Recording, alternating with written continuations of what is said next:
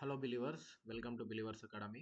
So మనకు TET online exams ప్రారంభమయ్యాయి. Paper 2 exams నిర్వహించబడ్డాయి. సో మొన్న 24th మే నాడు సోషల్ స్టడీస్ ఎగ్జామ్ నిర్వహించబడింది. సో రేపు అనగా మనకు 28th నాడు కూడా సోషల్ స్టడీస్ ఎగ్జామ్ రెండో విడత ఉంది.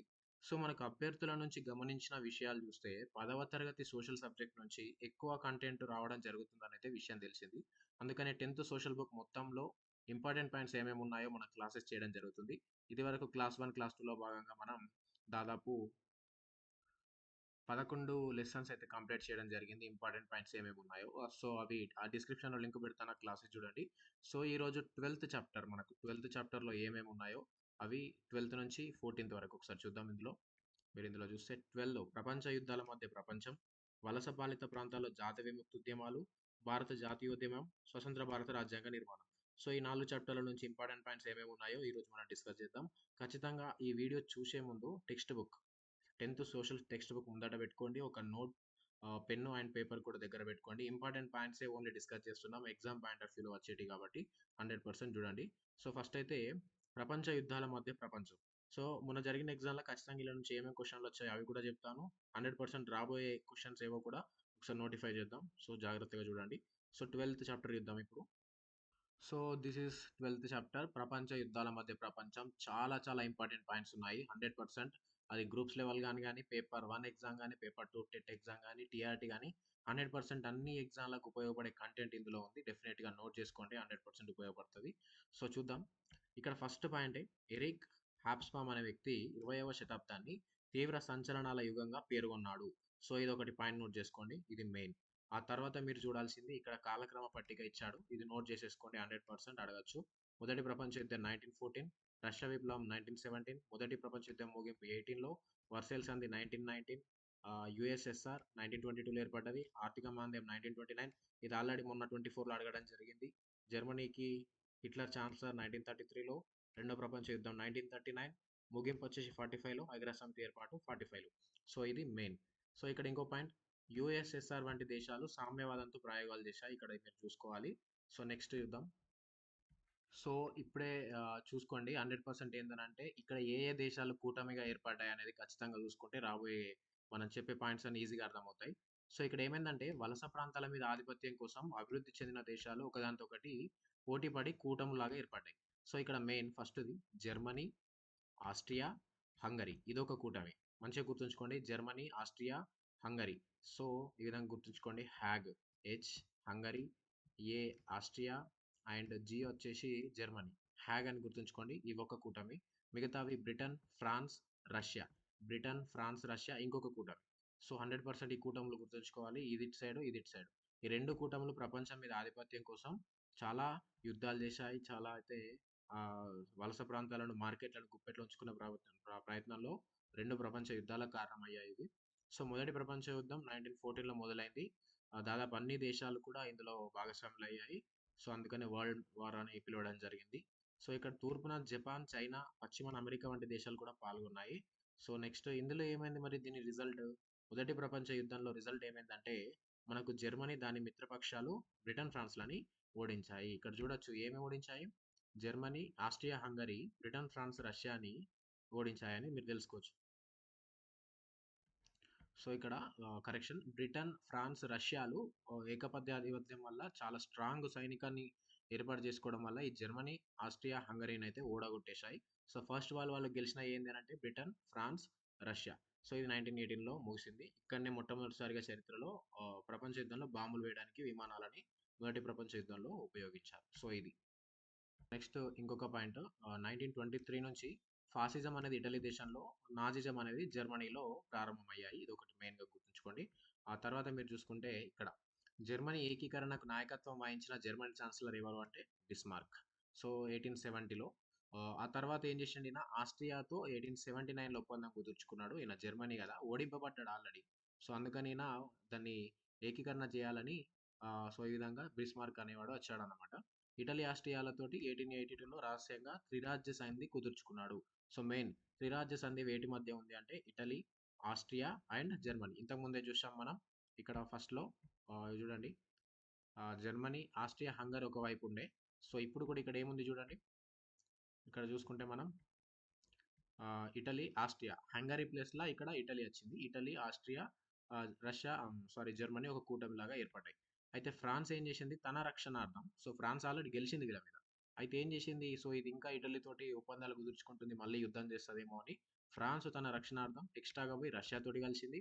ఇంతకుముందు ఉన్నట్టే 1904లో బ్రిటన్‌తో. అంటే ఇది ప్రపంచ యుద్ధం కంటే ముందు జరుగుతుంది ఇది. ఇవన్నీ కలిసి ఇవే కారణాలుగా ప్రపంచ యుద్ధంగా చేసుకున్నారు మిత్రులుగా. సో ఫస్ట్ ఏం చేసుకున్నాడు ఈయన, జర్మనీ ఆస్ట్రియా తోటి, ఇటలీ తోటి ఒప్పందం కుదుర్చుకున్నాడు. ఆ తర్వాత మనకు హంగరీ వచ్చి కలిసింది. సో వీళ్ళు ఇట్లా అయిపోయి ఫ్రాన్స్ నా దేశం మీద ఎప్పుడు దండెత్తుతారో అని ఈ ఫ్రాన్స్ పై రష్యా తోటి, బ్రిటన్ తోటి ఒప్పందం కుదుర్చుకుంది. సో ఇవి ఒక టీం అయినాయి, అవి ఒక టీం అయి మొదటి ప్రపంచ యుద్ధం అయితే ఏర్పాటు చేసుకున్నాయి. సో ఇక్కడ ఇది చూసుకుంటే 1907లో రష్యా, ఫ్రాన్స్, బ్రిటన్లు కూటమిగా ఏర్పడ్డాయి. సో ఈ విధంగా ఒకదానికొకటి ఈర్ష అనేది స్టార్ట్ అయింది. సో యూరోప్‌లో సాయుధ శాంతి, భయ వాతావరణం అయితే నెలకొన్నాయయితే చూడవచ్చు. సో ఇక్కడ ఇంకో పాయింట్ నోట్ చేసుకోండి. సో బాల్కన్ ద్వీపకల్పంలో అనేక రాజ్యాలు ఎవరి భాగంలో పరిపాలించబడేవారంటే ఒట్టోమన్, టర్కీ సుల్తాన్ సామ్రాజ్యంలో భాగంగా పరిపాలించేవారు. అయితే ఈ ప్రాంతం మీద కన్నేసింది ఎవరు అని అంటే ఆస్ట్రియా, జర్మనీ, టర్కీ, రష్యాలు పోటీ పడ్డాయి దానికోసం. సో అది ఆధిపత్యం కోసం ప్రయత్నించడం వల్ల కూడా ఇక్కడ ఏమైంది, ఇక్కడ చూసుకుంటే ఉద్రిక్త పరిస్థితులు నెలకొని ఆస్ట్రియా బోస్నియాలో తన పాలనకు వ్యతిరేకంగా ఉన్న సెర్బు జాతికి చెందిన తిరుగుబాటుదారులను అణచివేయడానికైతే ఇవి ప్రయత్నం చేశాయి. సో రష్యా ఈ విధంగా ఆధిపత్యం కోసం ప్రయత్నించి తనకు అగెనిస్ట్గా ఉన్న ఆస్ట్రియా బోస్నియాలోని పాలకులని, సెర్బు జాతికి చెందిన తిరుగుబాటులను అణచివేయడానికి ప్రయత్నించింది. అందుకని ఈ సెర్బు జాతి వాళ్ళు పగ పెంచుకున్నారు. పగ పెంచుకొని ఆ ఆస్ట్రియాకు సంబంధించిన రాజుని హత్య చేస్తారు, యువరాజుని. అదే తక్షణ కారణంగా అవుతుంది మొదటి ప్రపంచ యుద్ధానికి. ఇది చాలా ఇంపార్టెంట్. మొదటి ప్రపంచ యుద్ధానికి తక్షణ కారణం ఏంటి అంటే 1914 జూన్ 28న ఆస్ట్రియాకు చెందిన రాకుమారుడైన ఫెర్డినాండ్‌ని ఒక బోస్నియన్ సెర్బ్ చంపజిస్తాడన్నట్టు. సో దీనికి సంబంధించి వివరణ కోరుతది ఆస్ట్రియా. ఎందుకు మరి మా యువరాజుని చంపారని సెర్బియా వివరణ కోరుతది. అయితే సెర్బియా సరైన వివరణ ఇవ్వకపోవడం వల్ల ఈ ఆస్ట్రియా ఏం చేస్తదంటే సెర్బియా మీద 28 జూలై 1914 నాడు యుద్ధం ప్రకటిస్తది. అప్పుడు ఏమైతది, ఈ బ్రిటన్, ఫ్రాన్స్, రష్యా కూటమిలో సెర్బియా ఉంది కాబట్టి సెర్బియాకి మద్దతుగా బ్రిటన్, ఫ్రాన్స్, రష్యా వచ్చేస్తాయి. సో వీటిలో రావడం వల్ల అటు ఏమైతుంది, ఆస్ట్రియా పక్షాన ఏముంటది, జర్మనీ కూడా ఉండడం వల్ల ఆస్ట్రియాకి సపోర్ట్ ఇవ్వడం వల్ల ఈ విధంగా మొదటి ప్రపంచ యుద్ధం ప్రారంభమవుతుంది. ఈ విధంగా మెల్లమెల్లగా కొన్ని కొన్ని దేశాలు ఇందులో ఇన్వాల్వ్ అవుతాయి. అయితే ఇక్కడ మొదటి ప్రపంచ యుద్ధంలో ఆస్ట్రియా, జర్మనీ తరపున పాల్గొన్న దేశాలని కేంద్ర రాజ్యాలు అంటారు. చాలా ఇంపార్టెంట్, ఇది గుర్తుంచుకోండి. ఇంగ్లాండ్, ఫ్రాన్స్ తరపున వాటిని మిత్ర రాజ్యాలుగా పిలుస్తారు. సో ఈ విధంగా యుద్ధాలు జరుగుతాయి.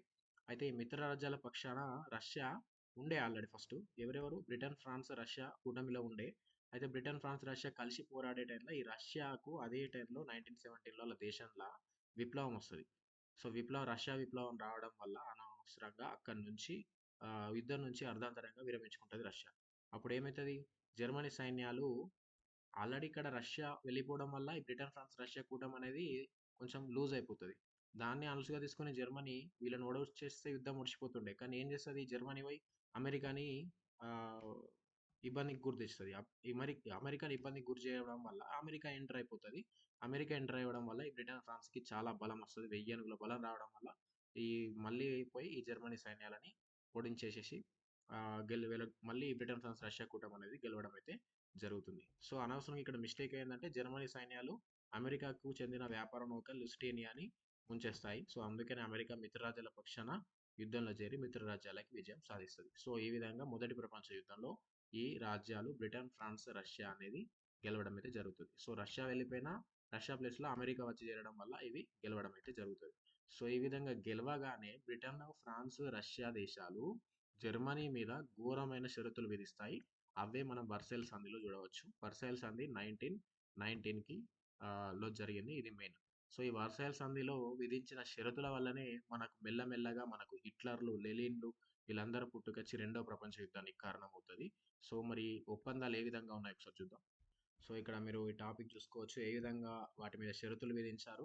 ఇక్కడ ఆస్ట్రో హంగేరియన్, ఒట్టోమన్ టర్కీ సామ్రాజ్యాలను విచ్ఛిన్నం చేసి జాతీయ రాజ్యాలుగా విభజించారు. సో ఈ విధంగా చాలా విషయాలైతే జరిగాయి.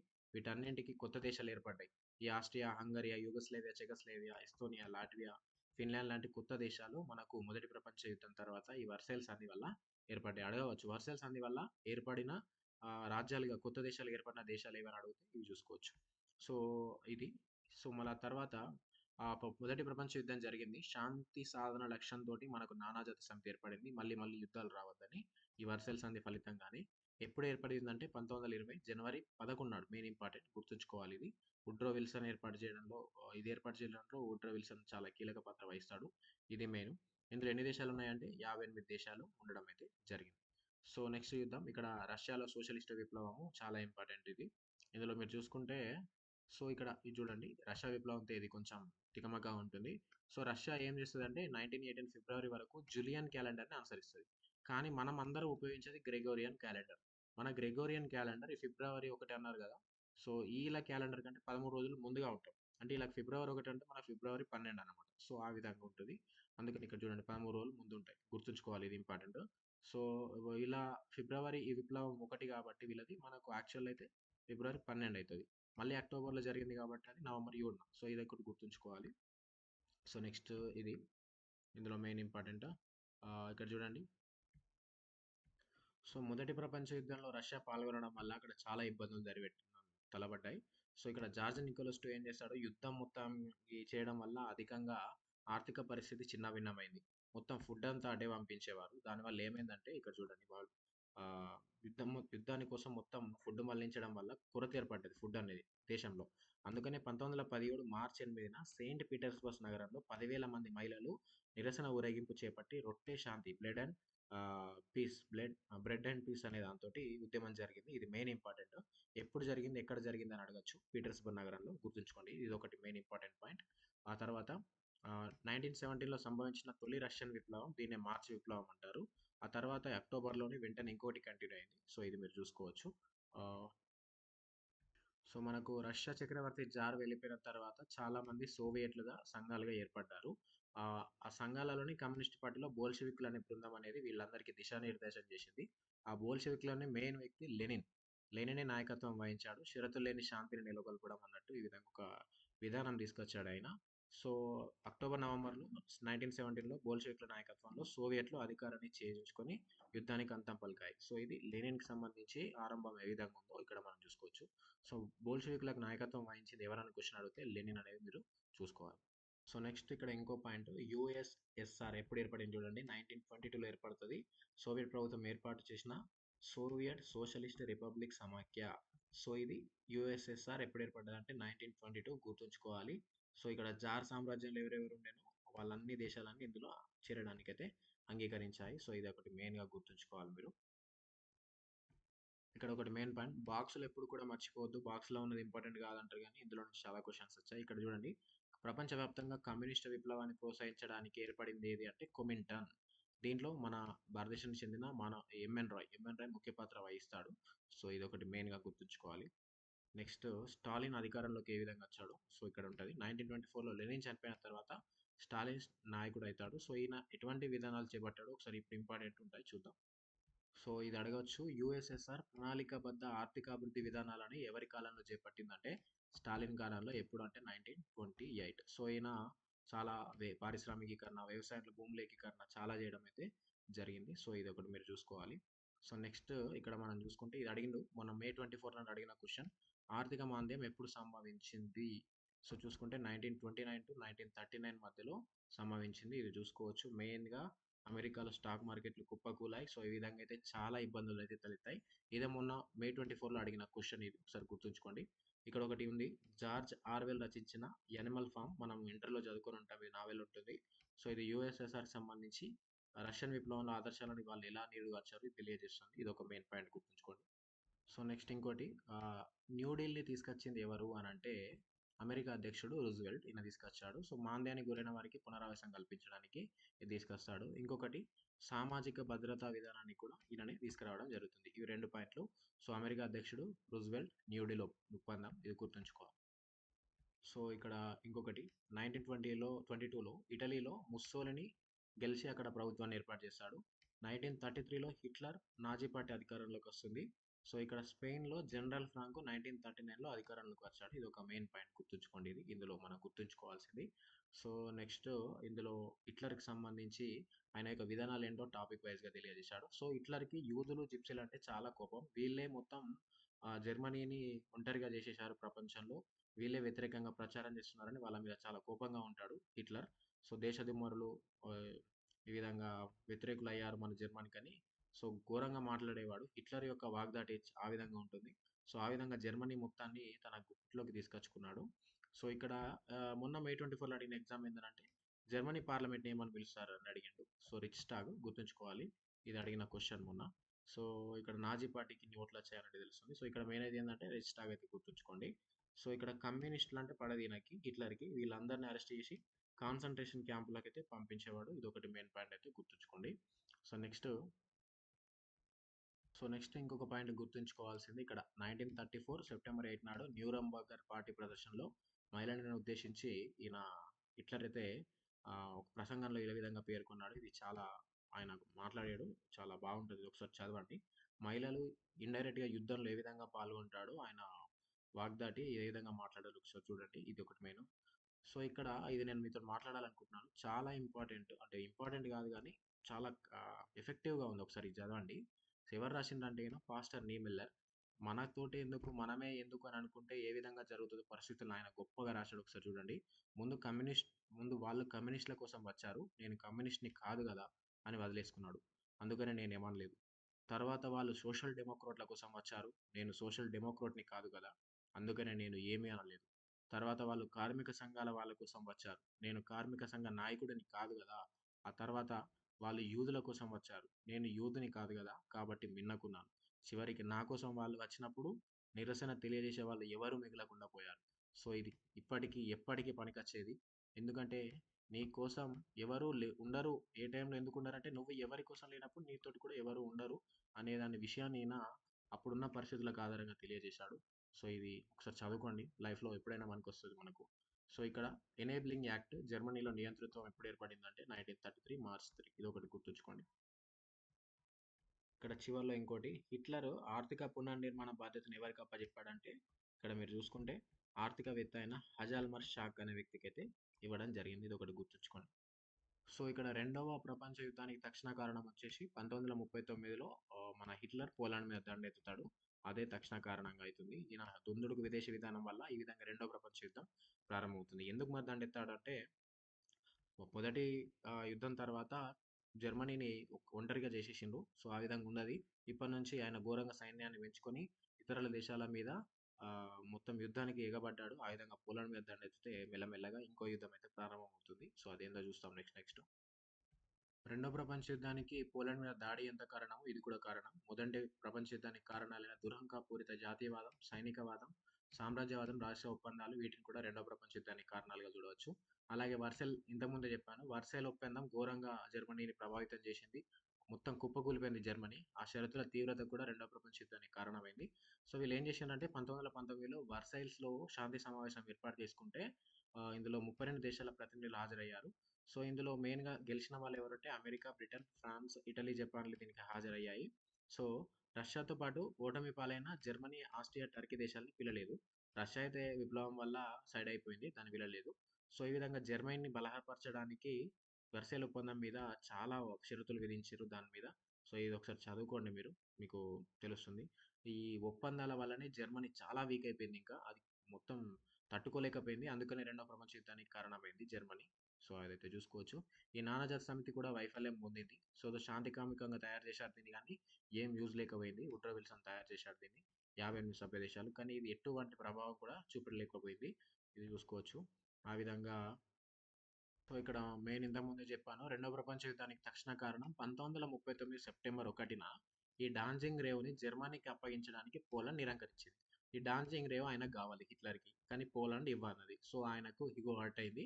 యుద్ధం ప్రారంభించిండు పోలాండ్‌లోకి ప్రవేశించి జర్మనీ సేనలు. సో పోలాండ్‌ని స్వాధీనం చేసుకోవడానికి చిన్న సైనిక చర్య అవుతుందని హిట్లర్ భావించాడు కానీ పోలాండ్‌కి బ్రిటన్ తోటి సైనిక ఒప్పందం ఉండడంతో బ్రిటన్ ఎంటర్ అయిందన్నమాట పోలాండ్.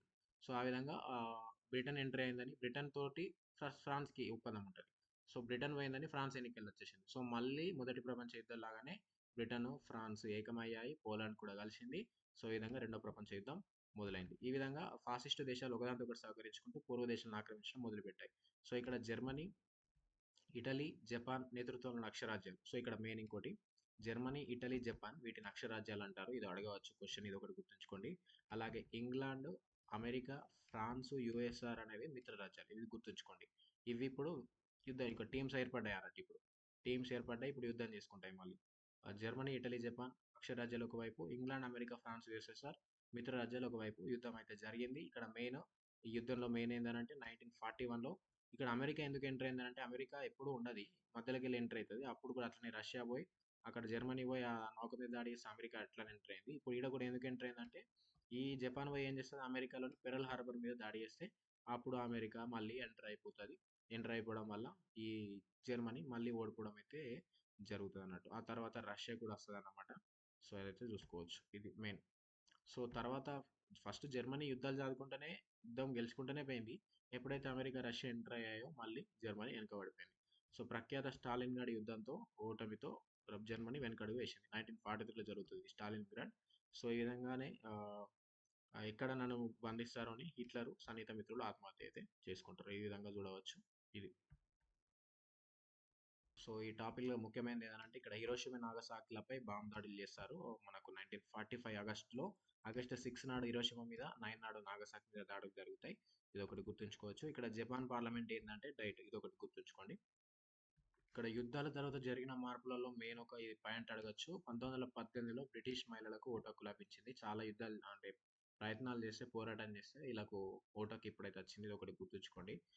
అలాగే ఇందులో చాలా అంతర్జాతీయ సంస్థలు ఏర్పడ్డాయి. మనకు యుఎన్ఓ కూడా ఏర్పాటైంది 1945లో మనకు అక్టోబర్లో.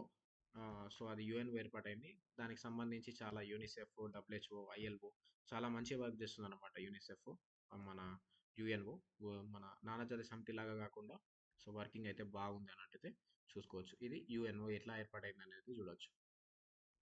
సో ఇది మనకు 12వ చాప్టర్లో ప్రపంచ యుద్ధాల మధ్య ప్రపంచంలో ఈ ఇంపార్టెంట్ క్వశ్చన్స్ అయితే నోట్ చేసుకున్నారైతే అనుకుంటున్నాను. సో ఖచ్చితంగా నేను ఇప్పుడు చెప్పినవన్నీ క్వశ్చన్స్ ఖచ్చితంగా అడిగే ఆస్కారం ఉన్నాయి. అందుకని నోట్ చేసుకోండి. ఇప్పుడు 13 చాప్టర్ చూద్దాం. దీని క్వశ్చన్స్ ఏందో ఒకసారి చూడండి. చాప్టర్ పేరు వలస పాలిత ప్రాంతాలలో జాతి విముక్తి ఉద్యమాలు ఏ విధంగా జరిగాయి అనేది చూడవచ్చు. సో ఒకసారి మ్యాప్ చూసుకోండి. ఇక్కడ కలర్స్ ఇచ్చారు. ఊదా రంగులు దేనికి? ఫ్రాన్స్కి నీలం, హాలాండ్కి ఇవి అంటే వీటి ఆధీనంలో ఉన్నాయి అన్నట్టు దేశాలు. సో ఇది మనం చూసుకుంటే అబ్సల్యూట్లీ బ్రిటిష్. ఇది చూసుకుంటే ఆస్ట్రేలియా కూడా బ్రిటిష్. ఇక్కడ నీలం కనిపిస్తుంది కదా, ఈ నీలం ఏందో ఒకసారి చూడండి. ఇక్కడ ఫ్రాన్స్కి సంబంధించిన అన్నారు, ఫ్రాన్స్. సో ఇవి నీలంకి సంబంధించినవి, ఇది చూసుకోవచ్చు. సో నెక్స్ట్ సో ఈ చాప్టర్లో మనకు చైనా గురించి ఉంటుంది ఎక్కువగా. సో ఇది మొన్న మే 24లో అడిగిన క్వశ్చన్ ఏంటంటే సామ్యవాదం అంటే ఏంది అని అడిగాడు మనకు. సో ఇక్కడ పరిశ్రమలపై నియంత్రణ, భూమి లేని రైతాంగానికి భూమిని పంచడానికి భూ సంస్కరణలు. సో ఇది అడిగిన క్వశ్చన్ ఏంటంటే ఇది మంచు సామ్రాజ్యాన్ని కూలదోసి సన్యట్స్ అనే అధ్యక్షుడు అవుతాడు. గణతంత్ర రాజ్యాన్ని ఏర్పాటు చేస్తాడు. ఈ సన్యట్స్ అన్ని ఆధునిక చైనా నిర్మాతగా వ్యవహరిస్తారు. సో ఇవి ఇంపార్టెంట్, నోట్ చేసుకోండి 100%. సో ఇక్కడ ఏంటంటే నాకు 3 సిద్ధాంతాలు ఉంటాయి. సన్ మిన్ చుయ్. సన్ అంటే జాతీయవాదం, మిన్ అంటే ప్రజాస్వామ్యం, చూయ్ అంటే సామ్యవాదం. సో ఇది అడిగిన క్వశ్చన్. చూయ్ గురించి అడిగాడు సామ్యవాదం, ఇది నోట్ చేసుకోండి. ఇవి సామ్యవాదం అడిగాడు కాబట్టి ఇవి అడగడానికి ఆస్కారం ఉంది. సో ఇది నోట్ చేసుకోండి. సో నెక్స్ట్ ఇక్కడ చూడండి. ఇక్కడ చైనాలో వర్సెల్ శాంతి సమావేశాల నిర్ణయాలను నిరసిస్తూ 1919 మే 4 నాడు ఒక నిరసన ప్రదర్శన ఏర్పాటు చేశాడు బీజింగ్లో. సో ఇది చరిత్రలో నిలిచిపోయింది మే 4 ఉద్యమం అని. ఎక్కడ జరిగింది అంటే ఇది అడగవచ్చు. బీజింగ్లో జరిగిందని అయితే చూడొచ్చు. మరి ఎందుకు వర్సెల్ సంబంధికి వీళ్ళకేం సంబంధం అని అంటే ఇక్కడ జపాను చైనాకు సంబంధించి కొన్ని ప్రాంతాలు ఆక్రమించింది. సో అప్పుడు బ్రిటన్ ఆల్రెడీ చైనాని ఇండైరెక్ట్గా మానిటర్ చేస్తుంది. ఈ బ్రిటన్ ఏం చేసింది వర్సెల్ సంధిలో జపాన్కి సపోర్ట్ ఇచ్చింది. సో ఈ చైనాకేమో నచ్చలేదు. ఈ జపాన్ మా ప్రాంతాలు కూడా ఆక్రమించింది, నువ్వు దానికి సపోర్ట్ ఇస్తున్నావు, సో మాకు ఇది నచ్చలేదని వీళ్ళు ఈ విధంగా నిరసన అయితే చేస్తారనమాట. సో ఇది మీరు ఒకటి చూసుకోవాలి. సో నెక్స్ట్ ఇక్కడ చూడండి. సో ఇక్కడ కొన్ని కొత్తగా పార్టీస్ ఏర్పడాయి. అది ఏంటంటే కుయో మిమ్డాంగ్ జాతీయ ప్రజా పార్టీ, దీనిని కేఎంటిట్ కోమింగ్టాంగ్ అని అనేవాళ్ళు, ఇది ఒకటి ఏర్పడింది. అలాగే చైనా కమ్యూనిస్ట్ పార్టీ ఏర్పడింది, ఇది చాలా ఇంపార్టెంట్. సో ఇదొకటి. ఈ గుయో మిమ్డాంగ్ అనే వ్యక్తి సన్ ఎట్సన్ బాంబులకు ఆధారమయ్యాయి. సో మెయిన్గా వీళ్ళు కూడు, గుడ్డ, ఇల్లు, రవాణా అనేవి 4 ప్రధాన అవసరాలుగా గుర్తించారు. సో సన్ ఎట్సన్ చనిపోయిన తర్వాత ఈ గుయో మిండాంగ్ నాయకుడిగా చియాంగ్ కైషెక్ అనే వ్యక్తి ఏర్పడ్డాడు. సో ఈ గుయో మిండాంగ్, సిసిపి చైనా కమ్యూనిస్ట్ పార్టీ, ఈ రెండు పార్టీలు మెయిన్గా చైనా సామ్రాజ్యంలో చైనా యొక్క హిస్టరీలో మనం చూడవచ్చు, ఎఫెక్టివ్గా ఉంటాయి అన్నమాట ఇవి. సో చైనా కమ్యూనిస్ట్ ఏర్పాటైంది అన్నా కదా పార్టీ. సో అది 1921లో ఏర్పాటైంది, ఇది ఒకటి మీరు చూసుకోవాలి. సో ఇక్కడ మెయిన్ ఏంటంటే ఇక్కడ సోవియట్ యూనియన్ ఆల్రెడీ రష్యాలో ఉంది, కొమింటన్ కూడా ఉంది. అలాగే చైనా కమ్యూనిస్ట్ పార్టీ, ఇవన్నీ కమ్యూనిస్ట్ పార్టీలకు సంబంధించి శాఖలు అన్నమాట. అంటే ఒకదాన్ని చూసి ఎఫెక్టివ్గా ఏర్పడ్డాయి అన్నమాట. సో ఇది చూసుకోవచ్చు. సో ఈ కమ్యూనిస్ట్ పార్టీకి నాయకుడిగా మెయిన్ మావో జెడాంగ్, ఇది చాలా ఇంపార్టెంట్. చైనా యొక్క విప్లవ యోధుడు లాంటి వాడు, నాయకుడు లాంటి వాడు. సో ఇది మీరు చూసుకోవచ్చు. 1893-1976 వరకు ఉంటాడైన మావో జెడాంగ్. ఇది చూసుకోవచ్చు మీరు. సో నెక్స్ట్ ఇక్కడ చూసుకుంటే ఇక్కడ చూడండి లాంగ్ మార్చ్. లాంగ్ మార్చ్ అనేది కూడా ఇంపార్టెంట్. వీళ్ళు ప్రఖ్యాతిగాంచిన సాంక్షిక 6,000 మైళ్ళ కష్టభూయిష్ట ప్రయాణం చేస్తారు. ఇది ఒకటి మీరు చూసుకోండి. ఇది ఒకటి మెయిన్గా. సో నెక్స్ట్ ఇక్కడ చూసుకుంటే మనం సో ఇక్కడ నెక్స్ట్ నైజీరియా గురించి కూడా ఇచ్చాడు. మీరు ఒక ఈ పటం కనిపిస్తుంది కదా, ఈ పటంలోనే పాయింట్స్ ఉన్నాయి.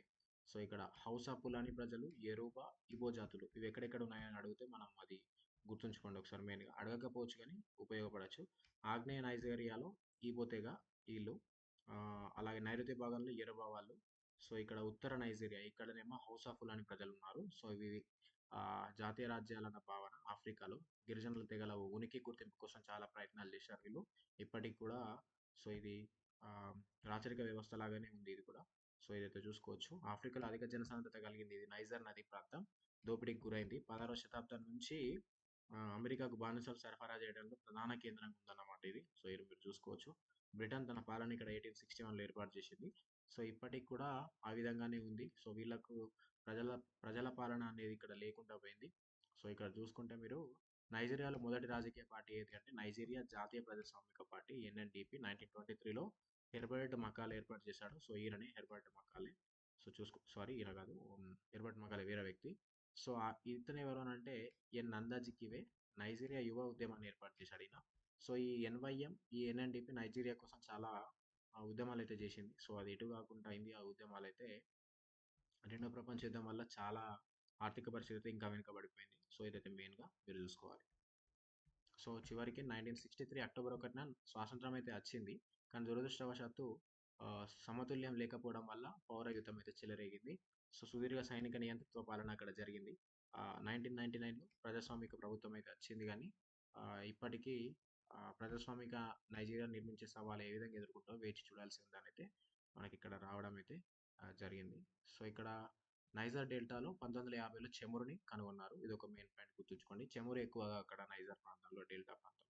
సో ఇది మనం 13 చాప్టర్లో భాగంగా ఇంపార్టెంట్ పాయింట్స్ అయితే కవర్ చేసాం. ఒకసారి చూసుకోండి. ఇక్కడ ఇది ఒకటి ఉంది. పర్యావరణవాది అయిన కెన్సారో వివాని. ఈయన గురించి కెన్సారో ఈయన గురించి నైజర్ డెల్టా ప్రాంతంలో ప్రజల ఆందోళనకు సపోర్టివ్గా వర్క్ చేసినారంట చెమురు మీద. సో అది మెయిన్గా. సో నెక్స్ట్ ఇప్పుడు మెయిన్ టాపిక్ 14th భారత జాతీయోద్యమం, దేశ విభజన, స్వతంత్రం, దీనికి సంబంధించి మెయిన్ పాయింట్స్. ఆల్రెడీ నేను ఆల్రెడీ ప్రిపేర్ చేసిన పీడిఎఫ్లో చాలా పాయింట్స్ ఉన్నాయి అందులో. ఇది మీకు రీజన్ లాగా ఉపయోగపడవచ్చు. ఒకసారి చూద్దాం ఇందులో ఏమేమి ఉన్నాయి. సో ఎవ్రీ పాయింట్ ప్రతి పాయింట్ ఇంపార్టెంట్ ఎగ్జామ్ పాయింట్ ఆఫ్లో వచ్చేది కాబట్టి ప్రతిదీ నోట్ చేసుకోండి. సో ఇక్కడ మెయిన్ చూద్దాం. భారత ప్రభుత్వ చట్టం ఎప్పుడంటే 1935. సో ఇక్కడ ఈ చట్టం ప్రకారం రాష్ట్రాలలో ఎన్నికలు నిర్వహించి గెలిచిన వాళ్ళే ప్రభుత్వాన్ని ఏర్పాటు చేసుకోవచ్చు అని అన్నారు కాబట్టి ఆ విధంగానే ఓటు హక్కు కల్పించారు కానీ చాలా కొద్ది మందికి ఇచ్చారు. 12% రాష్ట్ర శాసనసభలకు, కేంద్ర సభకు 1% ప్రజలకే ఓటు హక్కు వచ్చిందట. సో మొత్తంగా బ్రిటిష్ ఇండియాలో 11 రాష్ట్రాల్లో 37 ఎన్నికలు నిర్వహిస్తే ఘన విజయం అయితే సాధించింది కాంగ్రెస్. 11 రాష్ట్రాలకి 8 రాష్ట్రాల్లో అధికారులు ప్రధానమంత్రులు ఎన్నికయ్యారు కానీ బ్రిటిష్ గవర్నర్ పర్యవేక్షణలో అయితే పనిచేశారు. సో ఇక్కడనే అదే టైంలో మనకు రెండవ ప్రపంచ యుద్ధం ప్రారంభమైంది. సో మనకు గవర్నెన్స్ అయితే మనకి ఇచ్చిర్రు ఆ చట్టం ప్రకారం. కానీ ఇండైరెక్ట్గా ఏమైంది, మొత్తం బ్రిటిష్ అధికారంలో ఉండే ఆ బ్రిటన్ ఏమో అక్కడ మనకు ఇక్కడ చూస్తే జర్మనీ, జపాన్, ఇటలీ ఇతర దేశాల కూటమికి వ్యతిరేకంగా ఆంగ్లేయులు అయితే యుద్ధం చేస్తున్నారు. ఇటు సైడ్ రష్యాకి సపోర్టివ్గా బ్రిటన్, ఫ్రాన్స్, రష్యా. సో ఈ బ్రిటన్ ఏం చేసింది, వీళ్ళతోటి యుద్ధంలో ఉంది. మరి మనకు అధికారం అయితే ఇచ్చినట్టు ఇచ్చారు కానీ మళ్ళీ మనను అడగకుండానే యుద్ధంలో అయితే పాల్గొంటున్నారని కాంగ్రెస్కి కొంచెం ఇబ్బందికర పరిస్థితులు సతమతం అయిపోయింది అన్నట్టయితే తెలిసింది. సో ఇది మెయిన్గా ఇక్కడ చూసుకోవచ్చు.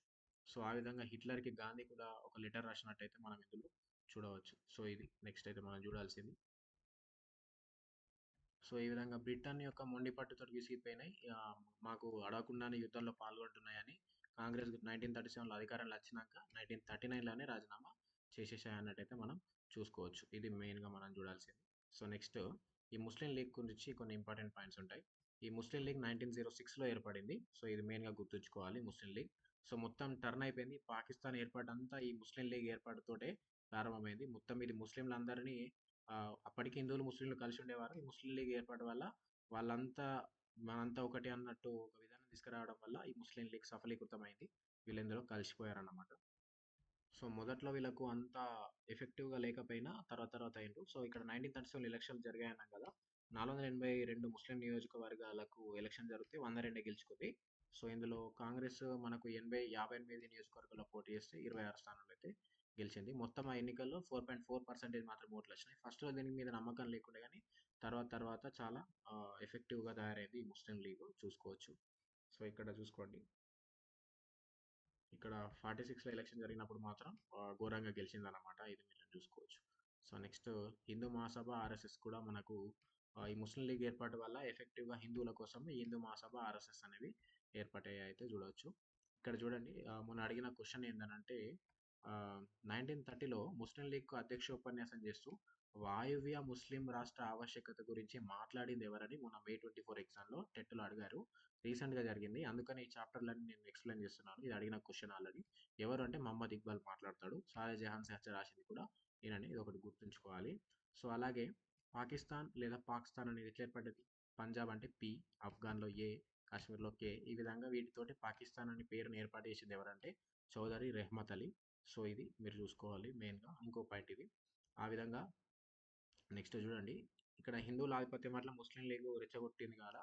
అందుకని అది బ్రిటిష్ వాళ్ళకి ఏమైందనంటే విభజించి పాలించే విధానం అయిపోయింది. అంటే ముస్లింలు ఒక సైడ్, హిందువులు ఒక సైడ్ అయితుర్రు అన్నట్టని విభజించి పాలించే విధానాన్ని తీసుకొచ్చి ఇంకా కొంచెం లాగ్ చేసిందన్నమాట స్వాతంత్రం ఇవ్వడానికి. సో, ఇది మెయిన్‌గా ఒకటి గుర్తుంచుకోవాలి. సో, ఆల్రెడీ అక్కడ యుద్ధాలు కూడా జరుగుతున్నాయి. రెండో ప్రపంచ యుద్ధం. మనకు బ్రిటన్ ఏమో జపాన్‌కి వ్యతిరేకంగా అక్కడ వర్క్ చేస్తుంది. సో, ఈ జపాన్ ఏం చేస్తుందంటే మన ఆసియాలోకి విస్తరించి ఇండియాని కూడా ఆక్యుపై చేసేటట్టు ఏర్పడుంది. సో, ఈ విధంగా జపాన్‌కి వ్యతిరేక యుద్ధంలో భారతీయులు కూడా పాల్గొనేలాగా బ్రిటన్ చూడాల్సి వచ్చిందట. సో, అందుకని క్రిప్స్ రాయబారం పంపుతారు. సో, ఈ క్రిప్స్ రాయబారాన్ని మనోళ్ళు పట్టించుకోరు. అంత అవసరం ఉంటే మా దేశాన్ని విడిచేయండి. మీరే పోయి డైరెక్ట్ పోటీ చేయండి. యుద్ధం చేయండి బ్రిటిషోళ్ళు జపాన్ తోటి. ఆ విధంగానైనా మీరు గెలుస్తారని గాంధీ అంటాడు. సో, ఈ విధంగా క్విట్ ఇండియా ఉద్యమం దీని వల్లనే ఏర్పాటవుతది. క్విట్ ఇండియా ఉద్యమం 1942 ఆగస్ట్ 8 నాడు. సో, ఇది మెయిన్‌గా చూసుకోవచ్చు ఇందులో మెయిన్ ఇంపార్టెంట్. సో, నెక్స్ట్ ఆ తర్వాత సుభాష్ చంద్రబోస్ ఏం చేస్తాడనంటే ఆహ్, ఈ జపాన్ ఏం చేస్తదనంటే బ్రిటన్‌కి వ్యతిరేకంగా ఉంది కాబట్టి, జపాను మన ఆసియా దేశము బ్రిటన్‌ని ఓడగొట్టిందంటే, మనం కూడా ఆసియా వాళ్ళమే. బ్రిటన్‌ని మనం కూడా ఓడగొట్టొచ్చు గదా! అనే ఉద్దేశం సుభాష్ చంద్రబోస్‌కు ఉండడం వల్ల, ఈయన మన దేశాన్ని విడిచిపోయి జర్మనీకెళ్ళి, అక్కడి నుంచి జపాన్ వరకు వెళ్ళి, జపాన్ తోటి పొత్తు పెట్టుకొని సైన్యాన్ని ఏర్పాటు చేస్తాడనమాట. సో, ఈ జపాన్ బ్రిటన్ ఓడగొట్టినప్పుడు మనం కూడా ఓడగొట్టొచ్చు కదా! అని 1942లో సైన్యాన్ని ఏర్పాటు చేయడం అయితే జరుగుతుంది. సో, ఇది చూసుకోవచ్చు 1942లో. అందులో సైనికులు ఎవరు మళ్ళీ వీళ్ళందంటే బర్మా, మలయా దేశాల్లోని బ్రిటన్‌ని జపాన్ ఓడించినప్పుడు బందీలు అయ్యారు కదా! వాళ్ళతోటి సైన్యం ఏర్పాటు చేసుకుంటాడు ఈయన. సో, ఇక్కడ చూడొచ్చు. ఇది మెయిన్‌గా భారత జాతీయ సైన్యాన్ని ఏర్పాటు చేసుకుంటాడు ఈయన. ఇది. సో, ఇక్కడ ఇంకో ఇంపార్టెంట్ పాయింట్ ఏంటంటే 1946 ఫిబ్రవరి 6న బొంబాయి రేవులోని రాయల్ నౌకాదళంలో భారత సైనికులు నాసిరక ఆహారం వాటి పట్ల సో, వీళ్ళు ఒక పోరాటం చేపడతారు నిరాహార దీక్ష. ఇది కూడా ఒక మెయిన్ పాయింట్. రాయల్ నౌకాదళం ఎప్పుడు మనకు పోరాటం చేసింది అని అంటే 1946 బొంబాయి రేవులో ఫిబ్రవరి 16 అదొకటి గుర్తుంచుకోండి. సో, నెక్స్ట్ ఇక్కడ చూడాల్సింది ఈ ముస్లిం లీగ్ గురించి. సో, ఇక్కడ సాయుధ పోరాటం అనేది జరుగుతది కదా! కేరళలోని ట్రావెన్కోర్‌లో కూడా జరుగుతది. ఇదొకటి గుర్తుంచుకోండి. సో, నెక్స్ట్ ఇక్కడ 1946లో ఎలక్షన్స్ జరుగుతాయని అన్నాం కదా! ఇందులో ముస్లింలకు సెపరేట్‌గా రిజర్వేషన్ దాంట్లో 569 స్థానాలకు ముస్లిం లీగ్ ఘోరంగా 442 గెలుచుకుంటది. ఇది మెయిను. సో, ఆ విధంగా కాంగ్రెస్ ఏమో ముస్లిమేతర ఓట్లలో 91% తోటి కాంగ్రెస్ గెలుస్తది. సో, ఈ విధంగా ఇది గుర్తుంచుకోవాలి. సో, ముస్లిం లీగ్ కోరిక మేరకు క్యాబినెట్ మిషన్ ప్లాన్ వస్తది. అంటే ఇండైరెక్ట్‌గా ఏం చెప్తానంటే మాకు స్వతంత్రంగా వేరే దేశం కావాలన్నట్టే ముస్లిం లీగ్ కోరిక ఉంటది. సో, గవర్నమెంట్ దీన్ని చర్చించడానికి బ్రిటిష్ గవర్నమెంట్ ముగ్గురితోటి కలిపి ఒక క్యాబినెట్ మిషన్ ప్లాన్‌ని 3 నెలల పాటు దేశమంతా తిరిగి రావాలని పంపిస్తది. సో, ఈళ్ళు తిరుగుతారు. సో, ఆహ్, ఈ విధంగా తిరుగుతూ టైం వేస్ట్ చేస్తున్నారు. ఎంతకు ఇది చేస్తలేరని ముస్లిం లీగ్ ఏం చేస్తారంటే తమ కోరికలు చర్చల ద్వారా నెరవేరవని నిర్ణయించుకుంది ముస్లిం లీగ్. ఏం చేస్తారంటే ప్రత్యక్ష కార్యాచరణ దినానికి ఆహ్, దిగుతది ప్రత్యక్ష కార్యాచరణకి. అది ఎప్పుడనంటే 1946 అక్టోబర్ 6 నాడు ప్రత్యక్ష కార్యాచరణ దినం. ముస్లిం లీగ్ ఎప్పుడు ప్రకటించిందంటే ఇది క్వెషన్ అడుగుతే ఇది మీరు ఆన్సర్ చేయాలి. సో, ఇదొకటి మెయిన్ పాయింట్ గుర్తుంచుకోవాలి. తర్వాత మౌంట్ బాటన్ వస్తాడు. సో, ఆ విధంగా పాకిస్తాన్‌కి అధికార బదిలీ 1947 ఆగస్టు 14న మనకు 15 నాడు చేస్తారు. సో, మన దేశంలో పంజాబ్‌లో సగం పాటు హిందువులుంటే, సగం ముస్లింలుంటారు. ఆ సగం పాటు ముస్లింలున్న పంజాబ్‌ని, అలాగే సింధు ప్రాంతాన్ని, ఇటు బెలూచిస్తాన్‌ని, ఆ విధంగా ఇటు మన పశ్చిమ బెంగాల్ సైడ్ కింద తూర్పు బెంగాల్ ఉంటది. అక్కడ ముస్లింలు అధికంగా ఉంటారు. వీటన్నింటిని పాకిస్తాన్‌కి బదిలీ చేయడం అయితే జరిగింది. ఈ తూర్పు బెంగాలే మళ్ళా బంగ్లాదేశ్‌కి ఏర్పడ్డది. బెలూచిస్తాన్ అయితే మనం చూసుకోవచ్చు. పాకిస్తాన్‌లో కలిసిపోయింది. సింధు ప్రాంతం కూడా ఇది మెయిన్‌గా మీరు గుర్తుంచుకోవాలి. అయితే ఇక్కడ ఏమైందనంటే పంజాబ్ ప్రాంతం ఉంది గదా! ఇందులో సగం హిందువులు, సగం ముస్లింలు అన్నా కదా! వీళ్ళని తీసుకపోయి ఏం చేసిర్రు పాకిస్తాన్‌లో కలిపారు. వీళ్ళని ఇండియాలో ఉంచిర్రు. అయితే ఇక్కడ ఉన్న ముస్లింలకు ఒక అపవాదం అంటే ఒక భావం ఏర్పడ్డది. సో, మేము ఇంట్లో ఉండిపోయినా మా ముస్లింలంతా అటు పోయిండ్రు. హిందువులు మమ్మల్ని ఏమన్నా చేస్తారని వీళ్ళకి. ఇటేమో కొందరు హిందువులకి భయం. సేమ్ భయం అంతే. మేము పాకిస్తాన్‌లో ఎళ్ళిపోయినాం. ఈ ముస్లింలు మమ్మల్ని ఏం చేస్తారని భయం. సో, ఈ విధంగా చాలా రక్తపాతాలు, విద్వేషాలైతే జరిగాయి. చాలా మందైతే మరణించడం అయితే జరిగిందన్నట్టయితే మనం ఇక్కడ ఇవ్వడం జరిగింది చూడొచ్చు. సో ఇక్కడ మనకు ది స్టేట్స్‌మెన్ అనే పేపర్‌లో ఇది కవర్ అయింది ఆ టైంలో. డొమినియన్స్ ఆర్ బోర్న్ అని. సో ఇది చూసుకోవచ్చు. Joyful scenes in Calcutta. So ఆ టైంలో స్వతంత్రం వచ్చినప్పుడు ఏ విధంగా ఉందో పేపర్ అనేది ఇక్కడ ఇవ్వడం జరిగింది. సో మెయిన్‌గా ఆ టైంలో ఏమేమి జరిగిందో ఇక్కడ ఫోటోస్ రూపంలో కూడా మనకి ఇవ్వడం జరిగింది. ఒకసారి చూసుకోండి ఇది. సో నెక్స్ట్ ఆ తర్వాత 1947 ఆగస్టు 15న బెంగాల్ అల్లర్లు అంటే ఇక్కడ తూర్పు బెంగాల్ విభజన జరిగింది కదా! అక్కడ అల్లర్లు ఏర్పడ్డాయి. సో అక్కడ నోవాకలి అనే ప్రాంతంలో అక్కడ గాంధీజీ ప్రయత్నించిండు శాంతి కోసం. సో ఆయన స్వతంత్రం వచ్చినా గానీ సెప్టెంబర్ 9 దాకా ఢిల్లీకైతే రాలేదు. అక్కడ శాంతి నెలకొల్పడానికి అక్కడికి వెళ్ళి. సో ఆ విధంగా ఆహ్, సో ఇక్కడ శాంతి పద్ధతి అనడం వల్ల ఇక్కడ మన దేశంలో కొన్ని ప్రాంతాలైతే పాకిస్తాన్‌లో కలిసిపోయాయని చాలామంది ఆయన మీద కోపంతో ఉన్నారని. సో అందుకే ఆయన కోపంని చూసుకొని ఏమన్నాడంటే జనవరి 28న ఈ విధంగా అయితే మనకు స్టేట్మెంట్ ఇచ్చాడు. ఎవరైనా కాల్చినా నవ్వుతూ బలి కావాల్సి వస్తే దేవుడే ఉండాలన్నట్టు ఆయన అన్నాడు. అది అన్న 2 రోజులకే నాథూరామ్ గాడ్సే అనే వ్యక్తి జనవరి 30న అయితే ఆయనని చంపడం అయితే జరిగింది. సో ముంబైలో ఈయనను పట్టుకున్నారు. ఈయన హిందూ మహాసభలో సభ్యుడు. సో ఇదైతే చూసుకోవచ్చు. ఆ విధంగా హిందూ మహాసభ ఫిబ్రవరి 14 నుంచి రాజకీయ కార్యక్రమం అయితే సాధించింది. సో ఇదైతే మెయిన్‌గా పాయింట్. ఇంకొకటి ఏంటంటే 550 సంస్థానాలు మనకు అప్పుడు ఉండేవి. ఇందులో అన్ని సంస్థానాలు అయితే విలీనమైనాయి. ఈ బాధ్యతని సర్దార్ వల్లభాయ్ పటేల్‌కి అప్పగించారు. సో ఒక 3 మాత్రమే కాలేవు. హైదరాబాద్, ట్రావెన్కోర్, ఇంకొకటి కాశ్మీర్, జునాగఢ్. సో హైదరాబాద్‌ని తర్వాత ట్రావెన్కోర్, కాశ్మీర్ వచ్చినాయి కానీ హైదరాబాద్ రాకపోతే ఆపరేషన్ పోలో మనకు సెప్టెంబర్ 13, 1948లో చేశారు. చేసిన తర్వాత అది కూడా నిజాం తప్పుకోవడం వల్ల హైదరాబాద్ కూడా కలిసిపోయింది. సో అయితే చూసుకోవచ్చు.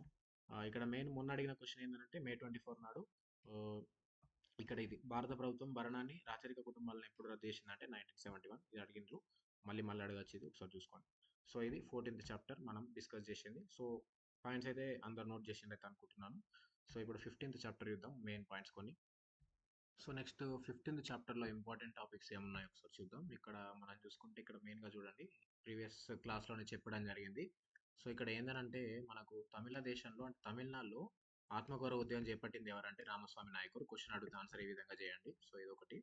అలాగే ఇక్కడ చూసుకుంటే మనకు 1942లో అఖిల భారత షెడ్యూల్ తెగల సమైక్యను ఏర్పాటు చేసింది ఎవరు కొత్త పార్టీని అంటే అంబేద్కర్. ఇదొకటి గుర్తుంచుకోండి. So main. అలాగే నెక్స్ట్ సో ఇక్కడ పూనా ఒప్పందం ఎప్పుడు జరిగిందంటే 1932లో జరిగింది. ఎవరెవరికంటే గాంధీకి, అంబేద్కర్‌కి మధ్య జరుగుతది. ఇదొకటి గుర్తుంచుకోండి. 1932 పూనా ఒప్పందం. సో నెక్స్ట్ చూసుకుంటే ఇక్కడ మనకు 1942 డిసెంబర్‌లో అలహాబాద్‌లో జరిగిన షెడ్యూల్డ్ కులాల ప్రత్యేక రాజకీయ సమావేశంలో భారత్ అంటే ఒకటే దేశం కాదు, అది దేశాల సమాహారం అని అన్నది ఎవరు అంటే అంబేద్కర్. ఈ విధంగా అడగొచ్చు. సో అంబేద్కర్ అని మనం గుర్తించాలి. సో నెక్స్ట్ రాజ్యాంగ సభ ఎప్పుడు ఏర్పడిందంటే 1946 జూలైలో 296 మందితోటి. సో ఇందులో రాష్ట్రాలకు కేటాయించిన 296 ప్లేసెస్లో 208ని కాంగ్రెస్ గెలుచుకుంది. సో ఇదొకటి గుర్తుంచుకోవాలి. ఆ, జాతికి అద్దంగా ఉంటాను అని అన్నది ఎవరు అని అంటే నెహ్రూ. ఇదొకటి గుర్తుంచుకోండి.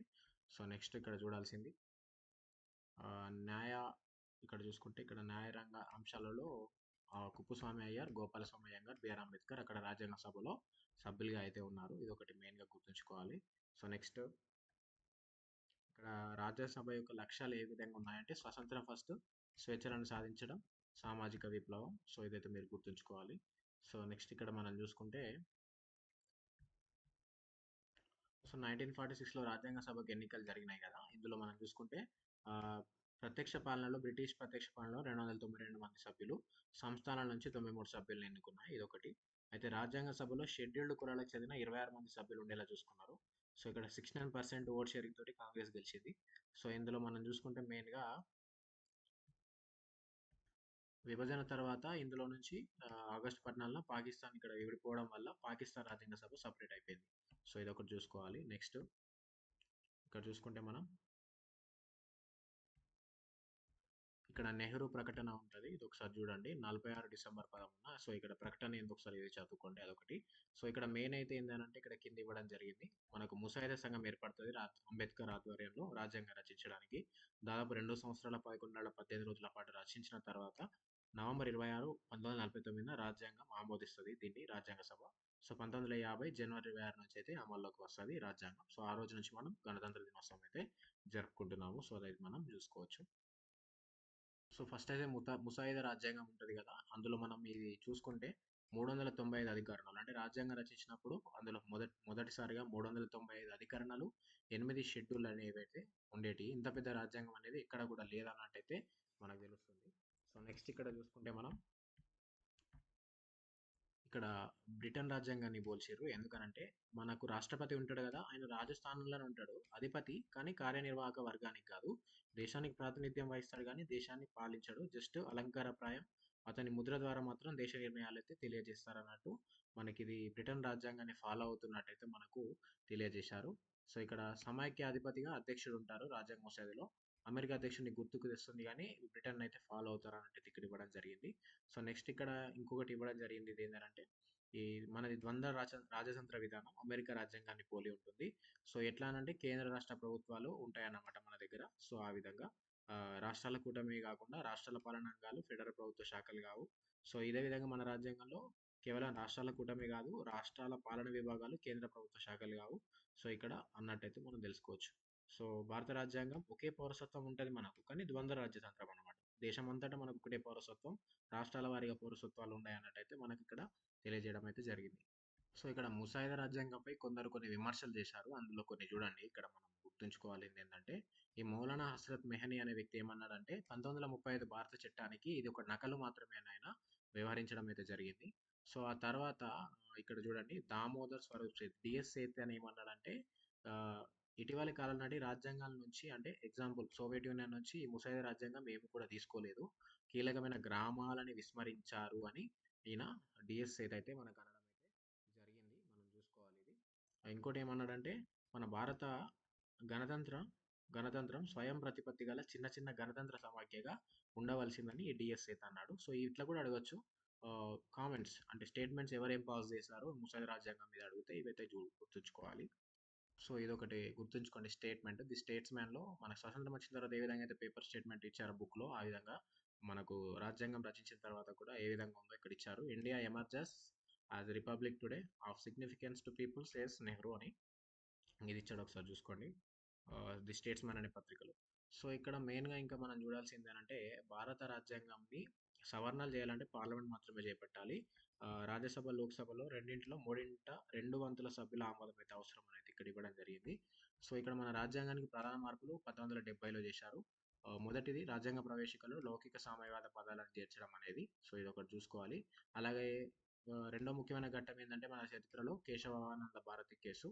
సో ఇక్కడ ఏమన్నారంటే కొన్ని అంశాలను ఎట్టి పరిస్థితుల్లో సవరించడానికి వీలు లేదని మన కోర్టు తీర్పిచ్చింది. అది ఏంటంటే అందులో మెయిన్ ప్రాథమిక హక్కులు, సో ఆ విధంగా ప్రభుత్వ నిర్ణయాలు, సమైక్య లక్షణాలు, ఈ రాజ్యాంగం సర్వసత్తాకం, ఇవన్నీ రాజ్యాంగ మౌలిక స్వరూపం దెబ్బతినేలా కానీ సవరించడానికి కానీ ఎటువంటి పార్లమెంటుకి అధికారం లేదని అయితే మన గవర్నమెంట్ తెలియజేసింది. అందులో ఏంటంటే అంశాలు రాజ్యాంగ ఆధిక్యత ఇక్కడ చూసుకోవచ్చు. సో ఇవన్నీ అయితే కోర్టు అయితే తెలియజేసింది అన్నట్టయితే మనకు తెలిసింది.